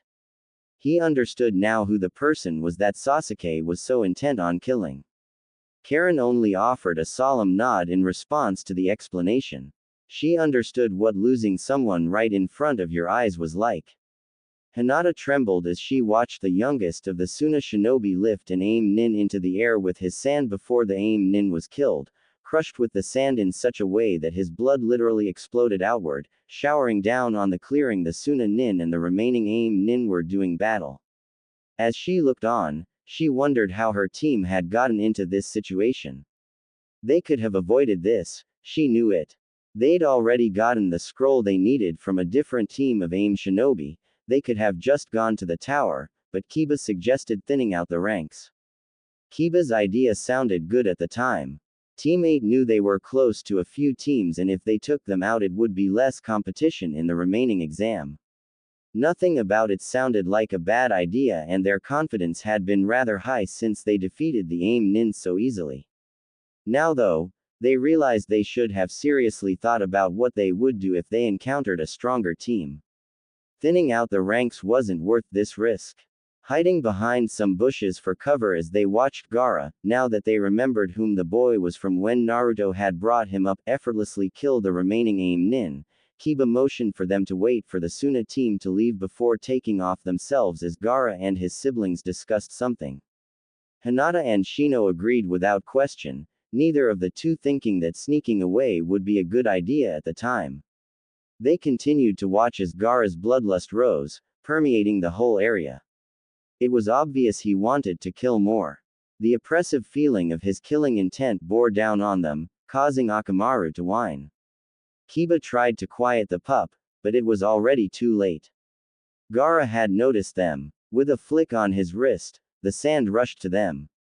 Hinata had noticed Gaara's shift in attention to the three of them a split second before Kiba and Shino. She'd used it wisely, jumping away from the deadly mineral. Shino hadn't noticed Gaara's attention on them as quickly as Hinata, but he'd swiftly performed a kawarimi to escape. Kiba was the only one among them who hadn't been so lucky. He'd been trying to quiet Akamaru when Gaara noticed them, and he was still busy with his dog when the sand came at him. It was only a fraction of a second that allowed Gaara to trap him before he could kawarimi, but obviously that's all the deranged redhead needed. Now Kiba was screaming, the sand crushing him. As Gaara squeezed the Inuzuka only wished the Suna nin would make his death as swift as the aim nin before him. Kiba, Karen and Team 7 were making good time through the forest. The four of them flew through the trees at a brisk pace, not wanting to get held up by any enemy teams that might try to take a shot at them, not that they were really worried about that. Sakura's genjutsu was doing its stuff expertly. The four of them had already come across two enemy teams, yet they hadn't been noticed at all. At this rate we'll be at the tower in no time. Think about it guys, we'll be the only team to have made it through the exam without having to lift a finger in an actual fight. Wouldn't that be cool? Questioned Naruto enthusiastically. His father would probably like to hear that. They'd gotten through the exam with nothing but stealth and a bit of familial help courtesy of Karen. There hadn't been a moment where anyone could have observed their skills, which meant that they'd have nothing but surprise to show off in the next exam. Oh yeah, Naruto just knew Minato would be proud of him. You shouldn't speak so soon, Naruto. You never know what could happen, Sasuke replied, now significantly more calm than he was after Karen had joined them. Shut up, Tem. Stop being such a spoil sport. Can't you just enjoy when good things happen? Naruto retorted with a frown. Little did he know that Sasuke would be right, and he soon found himself taking back his words when a giant snake leapt up from the ground below. The four of them managed to dodge the attack, albeit barely. As Naruto landed on a branch next to Sasuke, the Uchiha gave him a look that basically translated into, "I told you so." Shut up, Sasuke. HN. Their slight banter didn't last any longer because the snake struck out again, aiming for them. Sasuke jumped above it, weaving hand signs for his ever-reliable Gokaku no Jutsu. The ball of fire bore down on the snake as Naruto dropped from the branches. He too weaved hand signs. Inten. Kusari Kyokuba. Chains emerged from Naruto's back, weaving together as they created 6 large conglomerations of chains. Large, sharp, arrowhead-shaped tips were the heads of the congregations of chains. Before the snake could even hope to react, Sasuke's fireball crashed into its head, searing the skin immediately as the 6 massive chains impaled the enormous reptile. The snake was dead before Naruto or Sasuke landed on another branch. Karen and Sakura rejoined them, and just as the Pinkett was about to suggest a strategy, a chuckle sounded from above. Looking to the branches above them, they saw one of the Kusa-nin from before the exam, specifically the one with the long tongue. My, you are all so much better than I expected. That snake was supposed to have killed at least one of you and separate the others, yet what do I find? My precious pet defeated so effortlessly. This will be more enjoyable than I thought, smirked the Kusa-nin as he began to radiate killing intent more vile and potent than what they'd felt from Zabuza, and that meant a lot to them. Goosebumps instantly sprouted to life across their skin as they went on the defense. Whoever this guy was, he was dangerous. Now then, said the Kusa-nin, his tongue momentarily flicking out of his mouth as his smirk broadened, shall we play? Blood in the canopy. Kiba screamed as Gaara's sand continued to tighten, and though his teammates knew that Gaara was stronger than them, they wouldn't abandon Kiba. It just wasn't an option. Shino, feeling that a long-range assault would be smarter than getting in close, let his Kikaichu rush forward, intent on draining Gaara's chakra as swiftly as possible. He hoped he could drain the deranged Jinchuriki before any permanent harm could be done to his brash teammate. What he didn't expect though, were for his Kikaichu to be engulfed by more sand, stopping their assault in its tracks as Gaara continued to look toward Kiba, never batting an eye at Shino's assault as his face remained impassive, and then a sickening crunch was heard. Shortly after that, Kiba's screams intensified. Gaara had already broken his legs. This, Hinata couldn't understand. If Gaara broke Kiba's legs, why not just kill him? It was obvious he could break all the bones at once. And that's when it dawned on her. Oh god, he's torturing Kiba-kun, he's enjoying this. Her thoughts shook her to the core. Wasn't killing Kiba enough for him? Did he have to torture him too? As tears slipped down Hinata's cheeks, for the first time since she'd upped her training with Kurenai following Naruto's disappearance, she truly felt helpless. What could she do? Futon.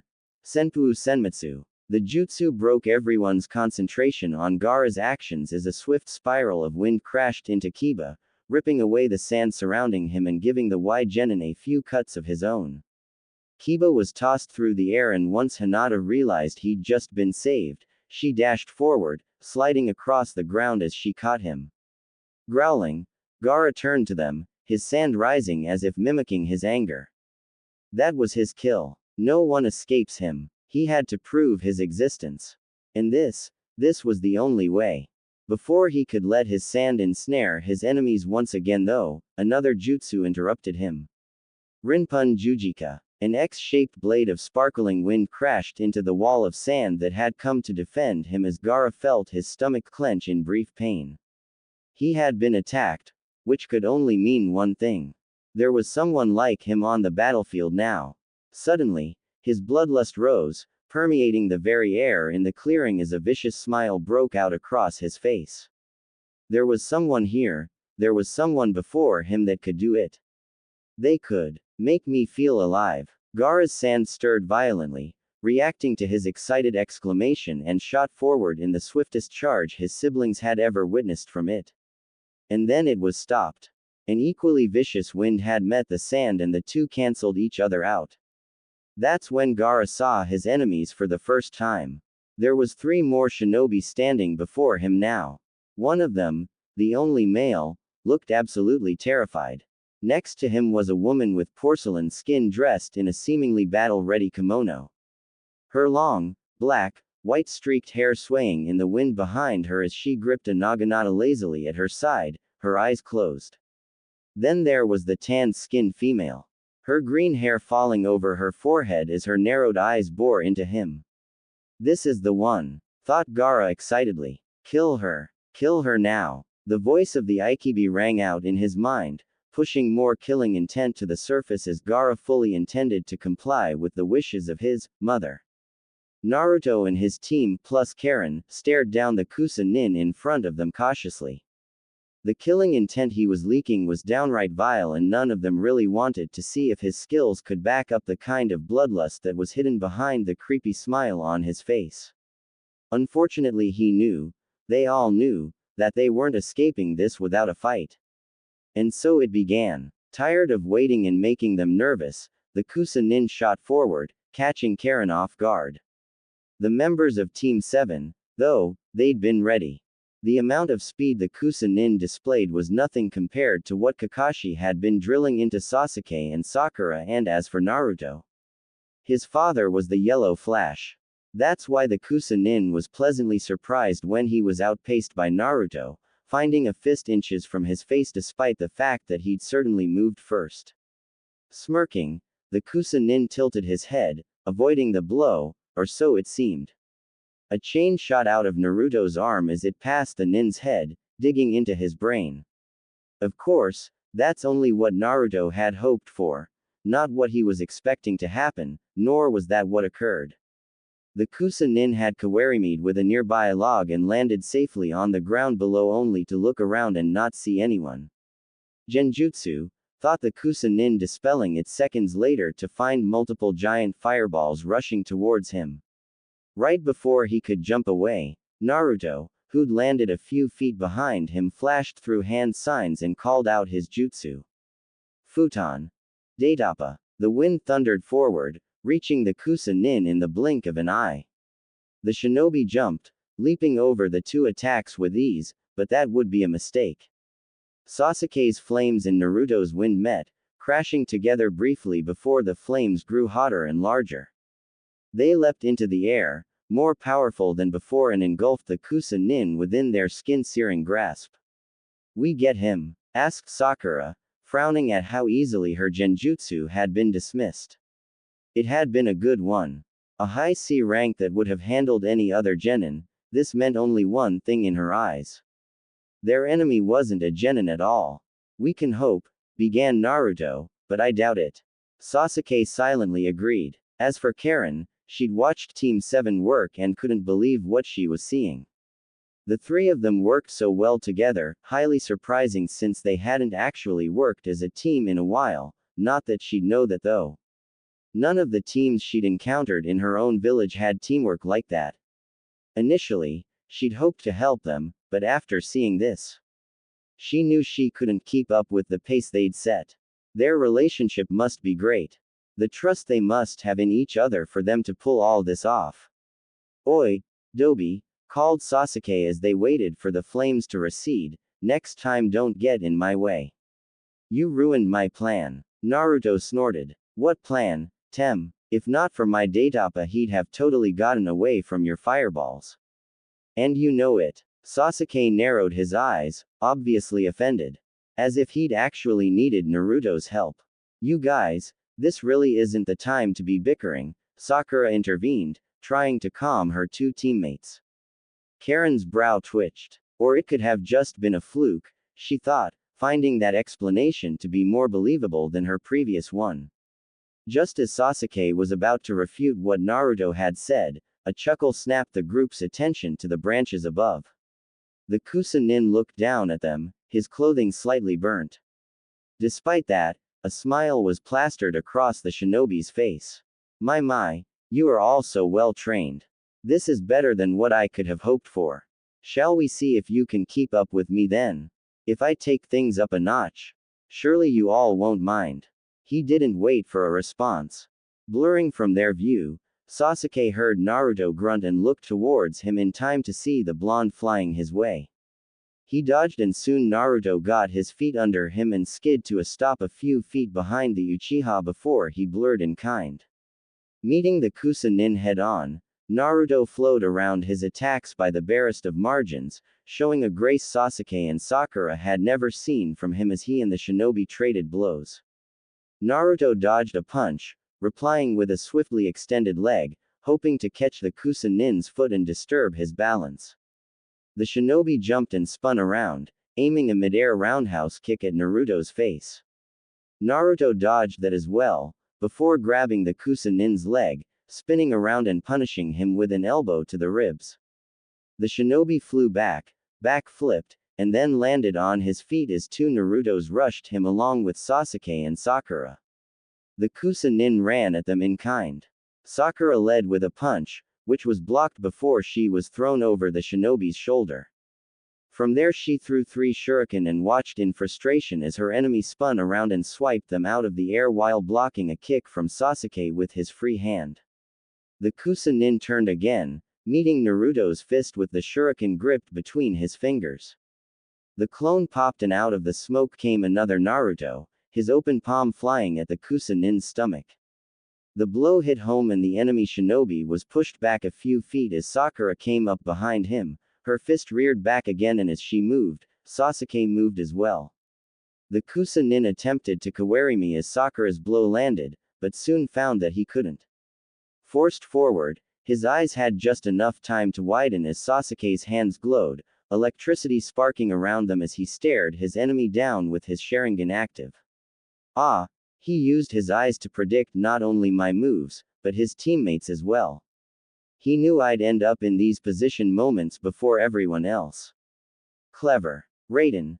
Jaibashi. Sasuke brought his hands to the ground and the lightning followed, arcing through it and tearing apart the earth as it neared the Kusanin and lit him up like a Christmas tree.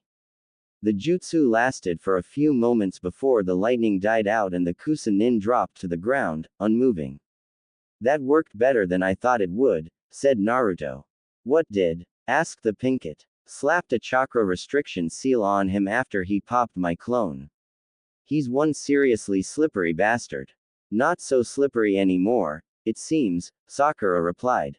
Sasuke grunted in agreement. They'd defeated their enemy, but still, something just didn't feel right.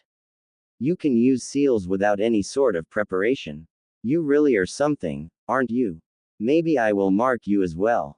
The enemy's voice startled them, causing the 3 genin to jump away as the Kusanin's crumpled body got back on its feet, his hair shrouding his face. You're still not dead, Naruto exclaimed in question. What's with this guy? The Kusanin chuckled again, though this time it was significantly darker than before. Of course, after all, the Kusanin trailed off as he looked up, his hair no longer covering his face. Team 7 visibly recoiled at what they saw. They'd seen that face before.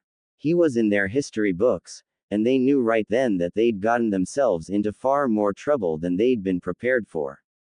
Standing before them was the one and only treacherous snake of Konohagakure, Orochimaru. I'm immortal. Gaara's sand rushed forward and the green-haired Taki Nin leapt into the air, where she proceeded to sprout wings.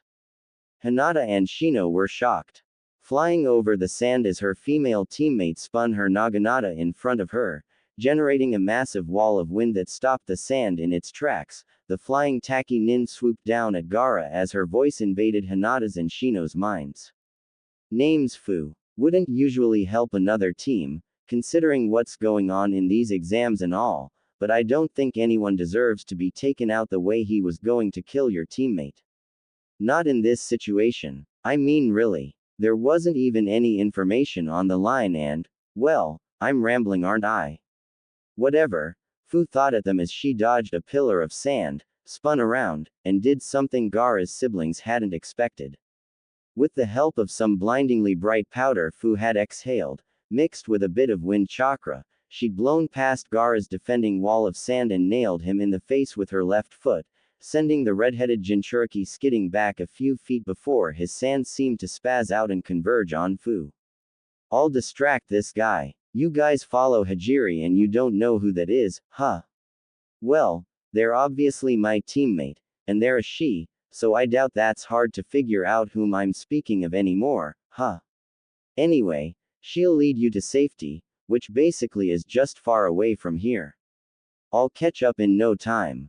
Though still thoroughly confused with the fact that the ninja who'd just saved them was speaking directly into their heads, Hinata and Shino complied anyway as Hajiri quickly leapt away from the battlefield, her male teammate following after her. As the four of them ran, Fu began to spin in place, rapidly. Kicking up quite the shimmering, scale powder-infused wind, she guarded against Gaara's sandy assault before shooting high into the air and diving down at him soon after. Gaara raised his hand, the sand reacting at a faster pace than before as it shot at Fu. Undeterred, she dodged, spinning around the swiftly approaching pillars of sand as they came at her. Tamari had never seen anyone take her brother's attacks in such stride. For the second time that fight, Fu was upon Gaara and was attempting to bring her knee into his face, but unlike the kick she'd landed last time, Gaara was prepared. In a surprising display, Gaara's sand gathered beneath him and moved him back, allowing him to dodge the blow before it swelled beneath Fu and swatted her back into higher altitudes. As Fu tried to steady herself, she neared the ground while Gaara swiftly rode atop his sand towards her, the deadly mineral gathering at his back before he flung his hands forward and it leapt at Fu in a wave. The sand crashed into Fu and she kawarimied with some powder she'd exhaled a few feet away. Unfortunately, this would not save her. The sand overtook her, engulfing the girl and crashing into the ground soon after. Sabaku Q. The sand lifted into the air, bringing Fu with it as it did so. Gaara raised his hand, and then clenched it into a fist. Sabaku Soso. The sand squeezed. Blood spattered across the ground. Hajiri led her teammate, Hinata, and Shino, who was carrying Kiba and Akamaru, through the trees. They'd made good time and had already put a good amount of distance between themselves and the team from Suna. Suddenly, Hajiri stopped. This should be good enough, she said, her tone calm and collected. Is your friend going to be alright? Asked Hinata, worried for one of the people who'd saved them. Not sure, Hajiri replied simply as she turned to them, her eyes still closed. Hinata found this quite odd. That's why I plan to go back and make sure she's okay though, she requested I do so anyway. When did she spoke into my mind, Hajiri told Hinata before the shy Hyuga could finish her question, she told you guys to follow me the same way, right? Shino nodded. What was that? If you do not mind me asking, Shino inquired, carefully setting Kiba onto a thick branch as Hinata stepped over to inspect his injuries. Oh, that's just Fu's transmission technique. Let us just say it is a side effect of Fu's condition. A very useful one. Hinata could only assume the wings were another side effect. Stay here, please. I will go assist Fu and then we will be back shortly after that, said Hajiri. She sounded so sure of that. As if she knew they would escape Gaara's clutches. Hopefully your friend will be okay. And with those parting words, Hijiri leapt back the way they came, moving faster than she had before, much faster. Orochimaru. Naruto breathed out, less confident in his team's chances than he had been moments ago. I should have known the enemy wasn't giving it his all the second time around either. He had more bloodlust than Zabuza. What the hell had I been expecting? In the flesh, replied the ex-Konoha shinobi as he ripped the skin of the dead Kusagakure genin off of his face. This action alone seemed to change Orochimaru's whole presence on the battlefield. His killing intent spiked, a cold tingle shot up the backs of Naruto and his companions as the air seemed to be weighed down with a sense of foreboding and dread. What do you want? Asked Sakura, mentally cursing herself for being unable to prevent her fear from leaking into her voice. Why did you attack us? Orochimaru grinned, and they all took a step back. That's simple, smirked the Sannin, I want Sasuke-kun. Ah, but first, I'd really like to see what else you all can do. I didn't expect this team to be so well trained, even dear Sasuke-kun is farther along than I could have hoped for. Naruto grimaced. I'm not letting you touch my teammate, challenged the blonde Jinchuriki. He hadn't wanted to pull out all the stops here, no matter what happened. But now, he didn't think he'd have a choice. Orochimaru chuckled. You're amusing, you think you have a choice. Without warning, the Sannin shot forward. And Naruto replied in kind. Monsters clothed in human flesh. Kushina, Anko, and the group of Anbu they collected raced through the forest. Kushina led the group, desperate to reach her son before Orochimaru could do anything to him. There had been nothing that led Kushina and Minato to think Orochimaru would go after their son, except for one thing. And it was one of three things that truly mattered to Orochimaru. Being able to learn every jutsu in existence had been the snake's dream. And what genin in the forest had a metaphoric cheat sheet to make that possible? The answer to that was simple, Uchiha Sasuke.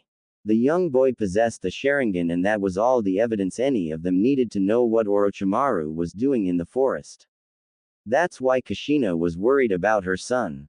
He was Sasuke's teammate, so if Orochimaru found Sasuke, he would find Naruto. Just the thought of that traitor finding her son made Kushina pick up her pace. Until a pillar of malevolent red chakra shot into the air, filling the forest with its powerful aura. The chakra pervaded the air and filled even the Anbu with fear. It was filled with loathing, malice, and killing intent that would make lesser men commit suicide just to escape its reach, and its reach was far.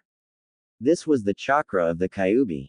No, Kushina whispered, and then she took off, rushing towards the pillar of malevolence as adrenaline pumped through her veins.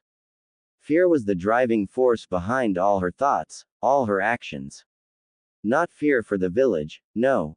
She didn't care about them. This was fear for her son. 20 minutes before the Kyuubi's chakra was released, Gaara held Fu in the air. Prepared to end her life, he spoke. Sabaku Soso. The sand squeezed. Blood spattered across the ground. But that blood was not Fu's. Gaara put his hand to his chest as his siblings looked on, wide-eyed. Pulling away from his chest, he looked down at his palm, it was covered in bright red. Looking from his palm to his chest, he saw the long cut across his pectorals, his shirt was ripped open and the edges of the torn clothing were dyed red, the color spreading. It did not take long for everything to click for the crazed Jinchuriki. He was bleeding. He had been injured. Blood. This person was a threat to his existence. My blood. He would exterminate them. I'll kill you, roared Gaara as he glared at Fu. She was covered in a red cloak of demonic chakra, 2 sets of wings were on her back, but only one of them was not made of the oppressive energy. The chakra had blown away his technique, while she'd replied with one of her own, leaving Gaara to bleed. It had happened so quickly he hadn't even seen what hit him, and the technique had been so powerful that it had breached his layer of sand armor. If he'd taken such an attack without it, Gaara doubted he'd have survived. The cloak surrounding Fu was reminiscent of a beetle. If the wings she'd sprouted before weren't a clear enough indicator for the Ikibi as to whom his Jinchuriki was doing battle with, it was certainly clear now. We'll see about that, countered Fu as she sped towards Gaara, appearing before him in a blink. His sand had no time to react and he was thrown into the air by the horn that was at the head of the cloak. Fu shot up after him, his sand trailing behind her in attempt to attack her and defend Gaara. Growling, Fu flew through hand sings before firing off another Rinpun Jujika. Snarling, Gaara knew his sand would not catch up with her, let alone catch up to her jutsu in time. Taking the hit, the Ikibi Jinchuriki used the Kawarimi technique, switching himself with some of his sand at the ground level before he quickly covered himself in a ball of sand. Fu hovered overhead, looking down at the ball warily. What could this be? She wondered. While Fu battled with Gaara, Naruto and his team were locked in a battle of their own. Now that Orochimaru had revealed himself, the fight had gotten much harder. His speed had increased, as had his strength, and he was actually fighting back now, and yet they all knew he was nowhere near serious. After Naruto's and Orochimaru's initial charge at each other, the three of them quickly realized he'd be no match alone. They'd already known as much, of course, but the ease with which Orochimaru easily blocked, avoided, and countered all of Naruto's attacks really made the immense gap in skill set in for them. They couldn't fight him and win, but they couldn't run either. He would undoubtedly catch them. This meant they only had one option. They'd have to fight, and hope that someone would save them.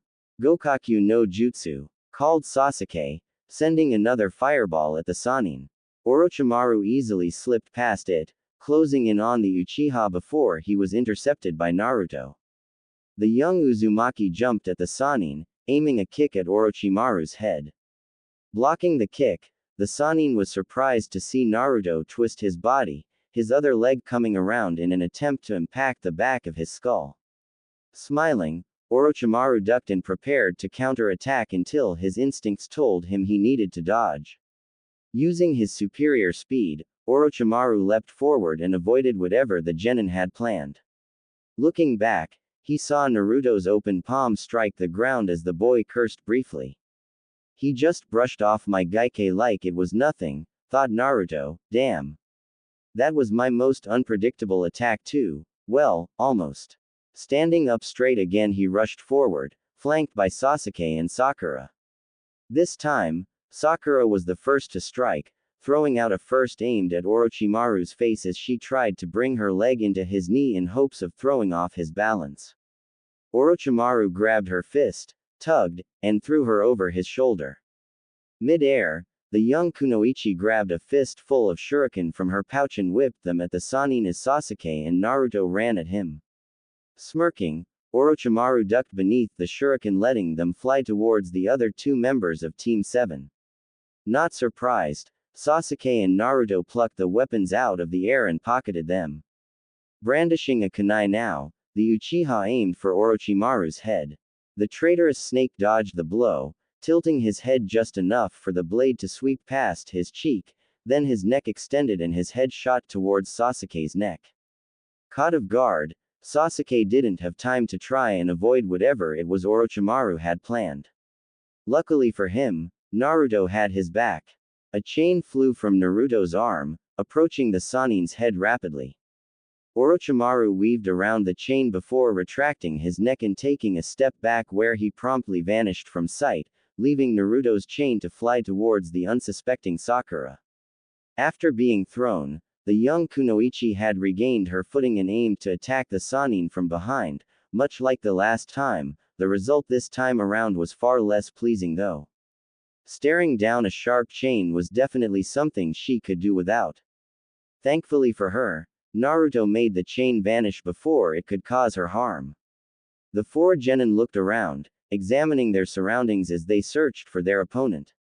Slowly they drew near one another, regrouping back to back in the hopes of covering for one another.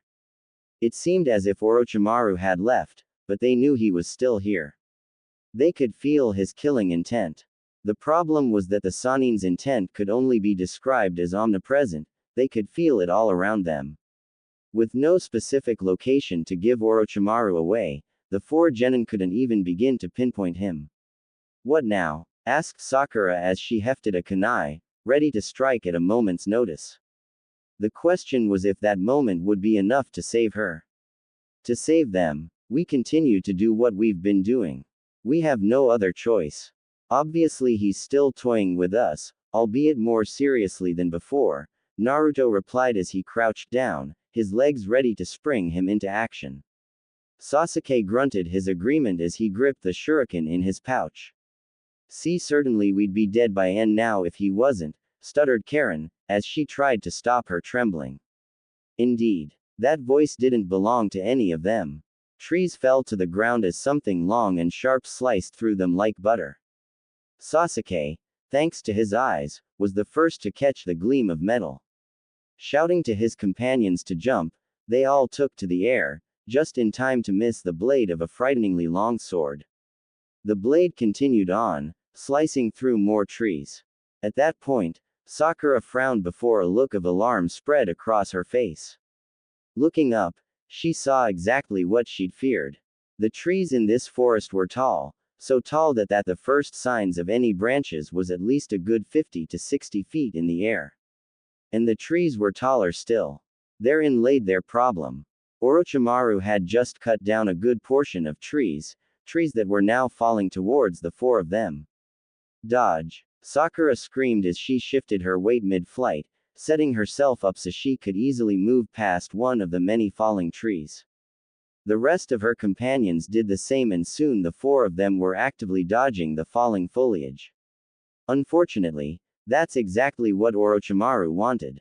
Sine Tajishu. Snake upon snake came at them from their left, weaving through the trees with ease and alarming speed. Shit! Cursed Naruto as four clones burst into existence. His clones reached for his friends as he grabbed the hands of the clone closest to him and let it throw him higher up.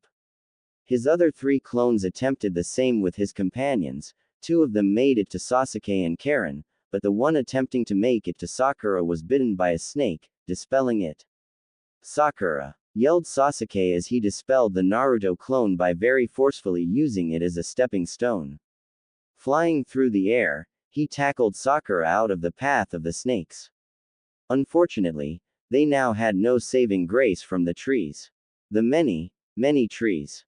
No! Screamed Naruto as he and Karen cleared the collapsing canopy. Panicked, the blonde Uzumaki swiftly shifted his body so he could get a better look at the trees below. For a moment there was nothing, but then he let out a breath he hadn't even known he was holding when the trees at the top of the massive pile caught fire. Naruto and Karen now shifted their weight to allow themselves to fall faster and soon enough they were landing next to the pile. Orochimaru was nowhere in sight, not that they would ever think that was good, so they took this time to reach their companions and hopefully inspect any wounds. They knew that being on guard against an opponent of his caliber would do them no good.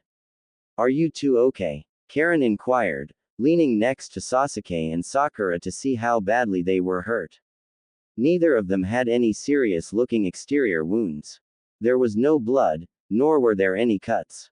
Unfortunately, that didn't mean the two of them were okay. Sasuke sported a few burns, probably from being in too close a proximity to whatever Kaden jutsu he'd used to avoid being crushed. The young Uchiha was also favoring his right arm as he kneeled, his breath ragged and short. I'm fine, he lied, standing slowly to his feet. He knew they couldn't afford any of them becoming dead weight. I twisted my ankle when we landed, Sakura grit out, it's sprained. My left hand is swelling too, she admitted. She'd used her hands to shield Sasuke from a tree right before he could cast his jutsu. Do you know enough medical ninjutsu to help? Naruto asked, his tone grave. He knew how bad the situation was now, as if it hadn't been disastrous before.